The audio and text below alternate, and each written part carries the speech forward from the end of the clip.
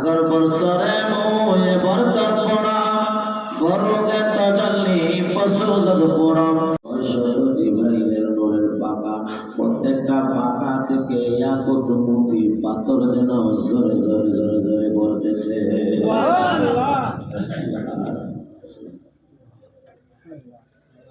সিদরাতুল মুনতাহা পর্যন্ত জিবরাইল আপনি আমার নবীকে নিয়ে গেছেন। নবী ডাক দিয়ে এখন চলো না জিবরাইল, ইয়া রাসূলুল্লাহ আমি যদি একটা চুল পরিমাণ সিদরাতুল মুনতাহা থেকে সামনে বাগির হই, সামনে অগ্রসর হই, আল্লাহ তাআলার নূরের তজল্লি সহ্য করতে পারবো না।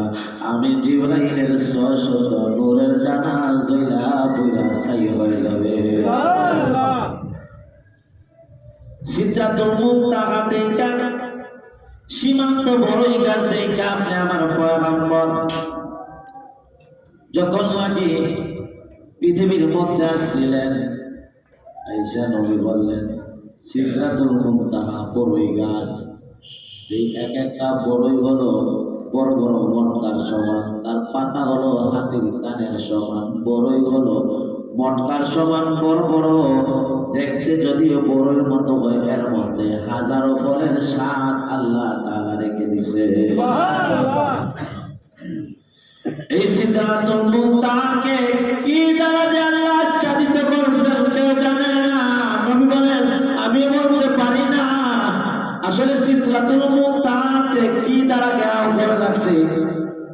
কখনো দেখা যায় সবুজ জবরদস্ত, কখনো দেখা যায় স্বর্ণের প্রজাপতি উড়ে উড়ে সিদরাতুল মুনতাহাকে আচ্ছাদিত করে রাখছে। যখন সুবহানাল্লাহ বিদেশে আয়েশা নবী বলেন সিদরাতুল মুনতাহা দেখছি একদম শেষ সীমানা সীমান্ত বড়ই গাছ।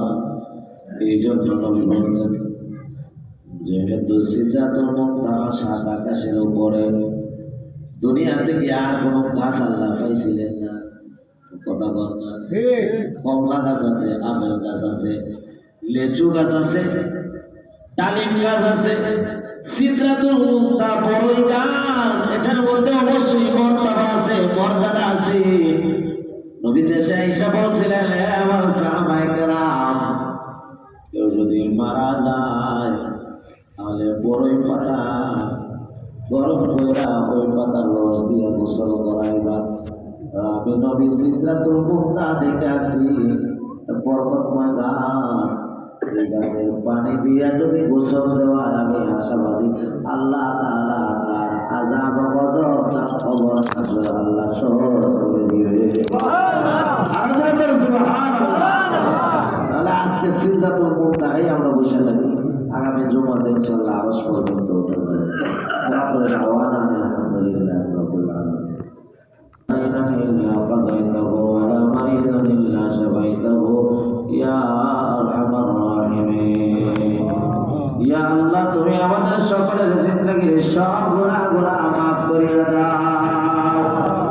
ইয়া আল্লাহ আমাদের মধ্যে যারা অভাবী আছে অভাবকে দূর করিয়া দাও।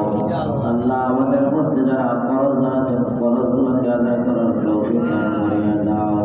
রব্বুল আলামিন আমাদের প্রত্যেককে বারবার মক্কা মদিনা জিয়ারত করার তৌফিক দান করিয়া দাও। রব্বুল আলামিন আমাদের প্রত্যেকের পক্ষ থেকে নাম ধরে ধরে সালামকারী নবীর রওজা মুবারক পর্যন্ত পৌঁছায় দাও। আল্লাহ যত জনে দোয়া চাইছেন প্রত্যেকের দোয়ারে তুমি কবুল করো। আলেটা সারসেলে আল্লাহ দাদার জন্য রহমতুল্লাহ সাহেবের জন্য দোয়া চাইছেন, আল্লাহ ওনার কবরকে তুমি জান্নাতের বাগান বানায় দাও। ইয়া আল্লাহ আরেক ভাই স্ত্রী প্রেগনেন্ট অবস্থায় আছে, ইয়া আল্লাহ বাচ্চা প্রসবের সময় চলে আসে সহিহ সালামতে হাসানের সাথে আল্লাহ তুমি বাচ্চাকে দুনিয়ার আলো তাজ দেখায় দাও। রব্বুল আলামিন জানি না কার মা নাই গো, কার বাবা নাই, কে মা হারা বাবা হারা হয়ে এতিম আর কাঙ্গাল হয়ে গেছে। ও আল্লাহ আমার মতো বাবা নাই, অসংখ্য মানুষ এই জায়গায় আছে। আল্লাহ অনেকের মা নাই, বাড়িতে গেলে মা ডাকতে পারে না, বাবা ডাকতে পারে না। আজকের দোয়ার ওসিলায় আমাদের প্রত্যেকের আব্বা আম্মার কবরকে জান্নাতের বাগান বানায় দাও। রব্বির হামহুমা